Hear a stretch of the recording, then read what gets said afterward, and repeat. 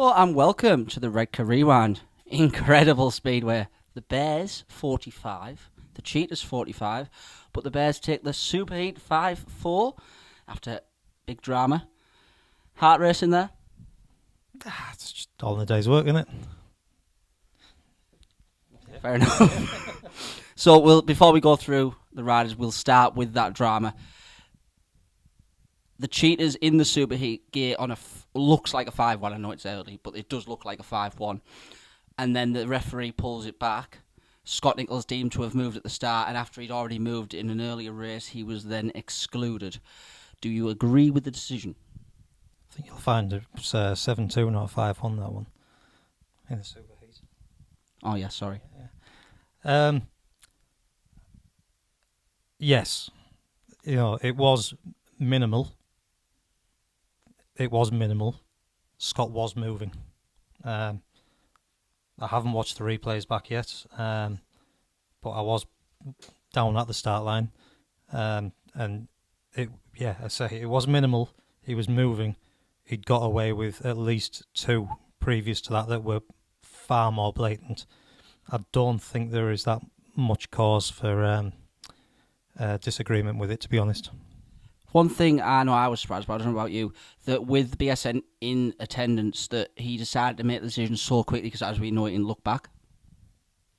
Because say I was in line, same as he was at the start line, and you could see say minimal, but he did move. So if you know he's moved, there's no need to look back. Somebody would like to confirm it. Football takes 25 minutes. But the Cheetahs do take a point from it, and they probably deserve that. Yeah, there's no argument there. To be honest, a little bit disappointed for us to just draw the match. I thought we'd closed it out earlier on. We had a little bit of luck on our side, but with all the bad luck we've had this year so far, I'm never going to argue with that. We've just got caught out a couple of times there. 2 points, still 2 points as the home side. Look, yeah, we come into the match wanting to take 2 league points out of it. The bonus point was always going to be a massive stretch, so 2 points was the aim. We've got that. Whichever way we do it, we've got that. So, yeah, job done, move on. Right, going through the side, Charles Wright. Another good night for the skipper. The skipper scores 6, 8, 10, 11 plus 2 for Charles. So all in a night's work for Charles Wright. Yeah. Struggled a bit from the gates, I think, today, but he looked sharp. Really pleased with him team riding Conor home for that 5-1. Just standard Charles that we know what he's going to do around here. His gating has something that's improved in recent years. Would you go along with that? Oh, definitely, yeah. He that's probably one of his weaknesses when he was a bit younger. But yeah, he's definitely getting better with that. Moving on, Conor Bailey, you might be able to tell me 4+1 mechanical problems early in the meeting? I don't think it was mechanical. 2 seconds. I'm going to get in trouble for cancelling the wife there. Mrs. Swales.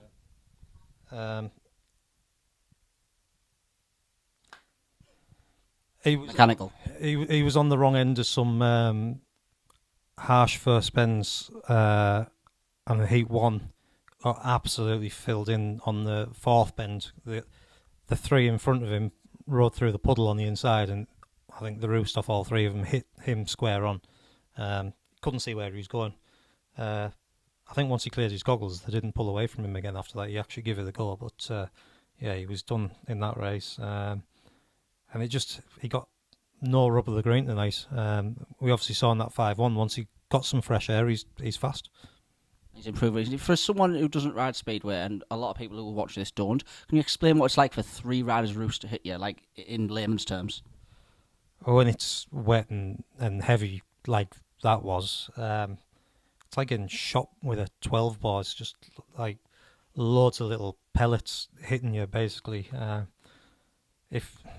These lads have got a lot of protection under the Kevlars now, so it's not as bad. But when I rode in nylon, it used to end up speckled on your skin. It looked like you had loads of bruises everywhere from it.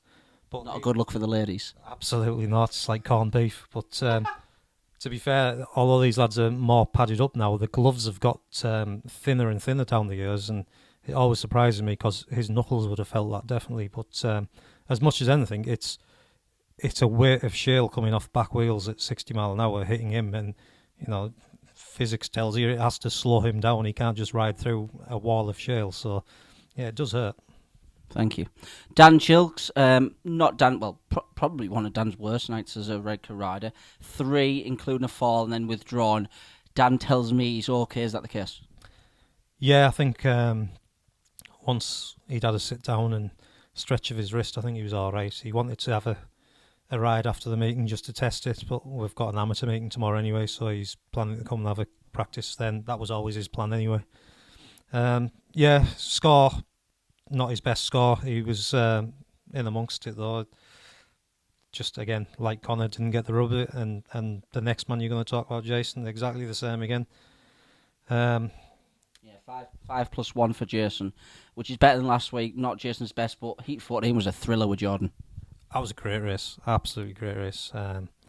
It shows how far Jason's come in the last few years. You could always rely on Jason scoring points when he gated. He's now getting the race into him now where he can pass people, and I think if it was any other middle order rider from any other team, he probably would have got him, but we all know how well Jordan rides his track. He's done a lot of laps here, so he knew what he was doing to keep him behind. He also passed Jason earlier as well. Some good rides. Danny King, the comeback continues. A really good performance for Ipswich last night. 12+1. You really can't argue with that. He's hitting some good form and much better than the Danny King from the start of the season. Yeah, I think the rest's done him good. Not the way you want to have a rest, but it's probably the best form we've seen him in while he's been for Redcar, and hopefully that continues. And a thriller with Sam Masters in Heat 15. Looked like at one stage he was going to beat him. So, and he's obviously one of the top 3, I would assume, in the league. So we've got I lost my train of thought there. We've got it on our hands now that 2 really good heat leaders, and 3 solid backups. Yeah, that's how we try to build the team. So yeah, we've got the 2 that can lead in the big heats as they showed tonight. And yeah, we just the 3 in the middle who didn't get the rub of the green. We need to work with them so that they start getting that a bit more. I say we've turned our bad start of the season around. We now need to build the momentum going into the back end of the season. Tactically, I know we spoke about this with Gavin last week, and I know he's scratching his head with it. There is scope to change the 3 and 4 because although obviously it doesn't look like the greatest partnership in the world at the moment. Yeah, he doesn't need to change him. I've spoke with Gav. Conor at number 2 is the best place in the team for Conor and for the team. Jason and Dan, they ride together at Sheffield. They just need to work it out, and when they work it out, they will both become better riders. They're not far off. Not far off at all. Fair enough. Ben Trigger. Ben's best night in Redcar colours, paid 9. That was... did he get more at Plymouth? I don't think he did he? I think it was about 8 at Plymouth. I remember. Yeah. Best home match. Yeah, paid 9, and that was absolutely superb. And there was a great pass on Ben 2, where he went past Luke Colleen, I believe, and looked superb. He did some clever moves in the first bend. It was really good, and he looked fast enough all night. It wasn't like people were catching him or anything. So, yeah, absolutely did his job and more tonight. Can't argue with that. Jake Mulford, without, in my opinion, really setting the world alight, he's got you 8+1, and he's more than doubled his average. But I want us to look at Heat 2 and Heat 12. Heat 2, he's winning by a country mile at the moment, and Heat 12, that was very important. Yeah, massive, because you don't expect him to heat Scotty on a tack sub, but he had to beat Colleen, didn't he? And the pass that he did was brilliant. No, definitely not. And we need to see. He's really good on the early track where there's dirt down low in Heat 2. He isn't at his best once there's a dirt line, and that's what he's needing to work on now. But that pass on Colleen in, was it 12 you say? That showed he can do it. So he's getting there. And we were joined by the Cheetahs number 4, Jordan Jenkins. Jordan, join us now. I'm here with Oxford Cheetah, Jordan Jenkins. Jordan, disappointing overall for the side, but they did take a point and a couple of checkered flags for you. Yeah, that's it. Robbed by the referee yet again. I think it's the same decision that we had at Workington a few weeks ago. Maybe same referee as well, but yeah, it's not ideal. A few checkered flags myself. Enjoyed it. Had some good speed tonight. Even though I made a good start off gate 4, got a bit close up by the bags, and it's pretty sketchy and it's so deep. And yeah, it's all right. I'm happy. Good starts and good progress, and as I say, aggregate win with the team, so it's good. A really good race with Jason. He looked like he was going to get past you at one stage, but you held on.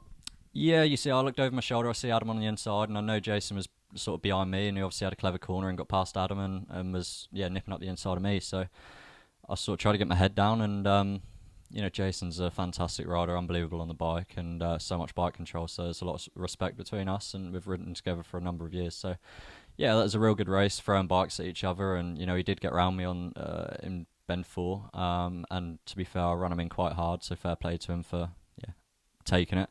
But yeah, it was a good race, so I'm happy. When you know a rider that well, is it easier to race harder, if that makes sense?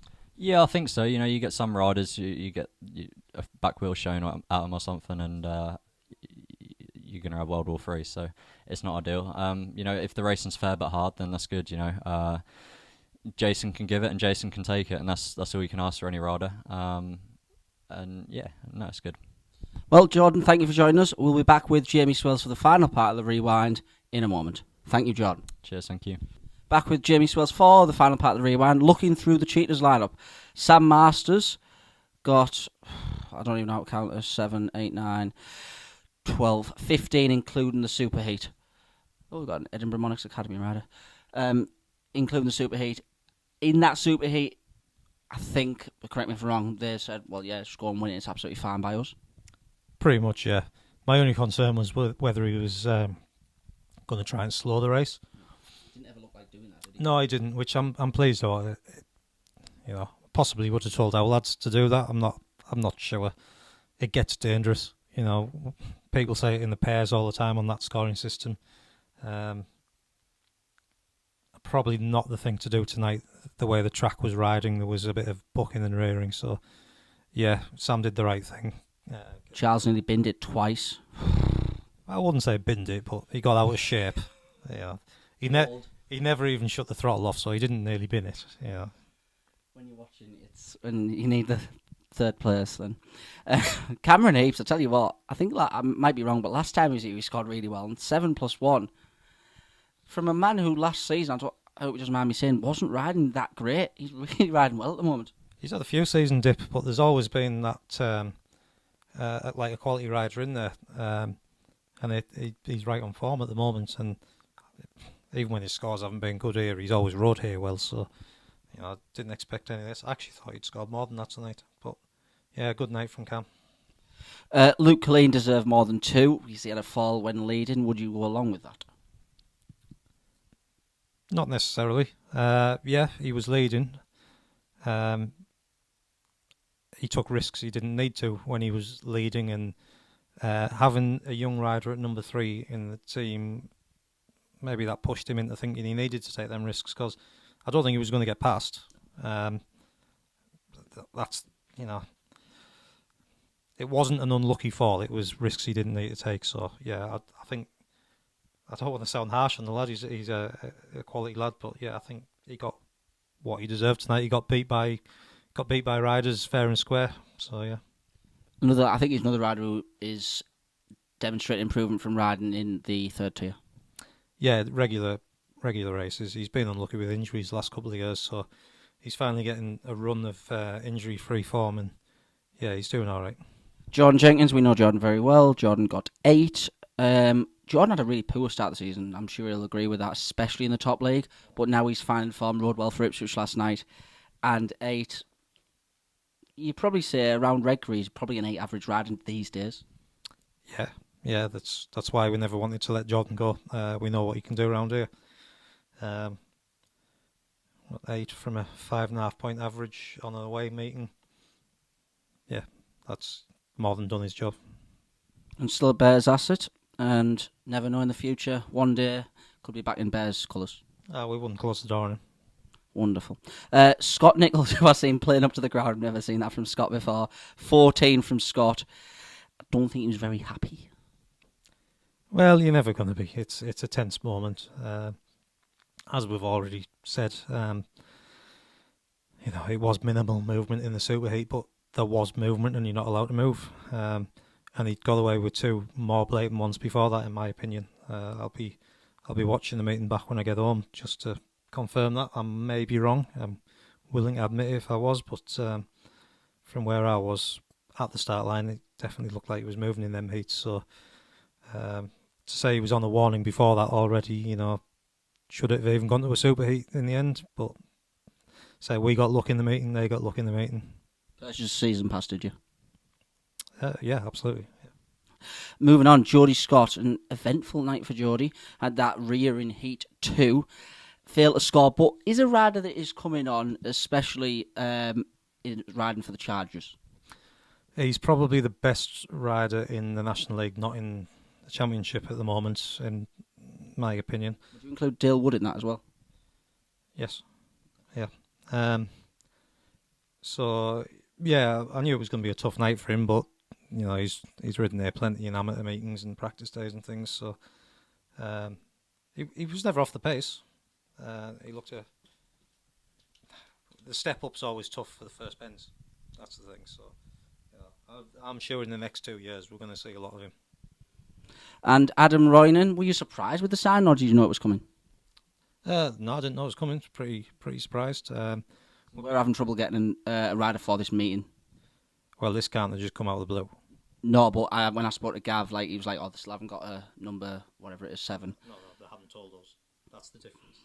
So they can't just sign it. Oh no, I know that. Yeah. The declaration went in days ago, so it's not that they were struggling. They chose to sign him, and then they were waiting for the declaration to go through the office before they would tell us. So yeah, a little bit surprised. I thought Adam was done when I've spoke to him earlier in the year. Tough early on for him. Was it gifted points up until the last race? I don't know who he beat. He beat Conor, but Conor pulled up, yeah. And that one wasn't gifted, but that one was a 3rd place in a 3-runner race. So Heat 14 was crucial. Fair play to him. Trigger had been riding well, so to beat Trig in that one, that was a big point. I thought Trig could have got over the top of him in the first lap, but Adam showed his experience. And last one that has just reminded me, Heat 14, there was a bit more drama. Was it just a simple all-4 back, or could Jason count himself slightly lucky? Because onlookers have said he wasn't touched. From where I was, he was touched, but there was quite a bit of dirt getting flung around at that point, so it was hard to judge. But Jason's not one to throw the bike down.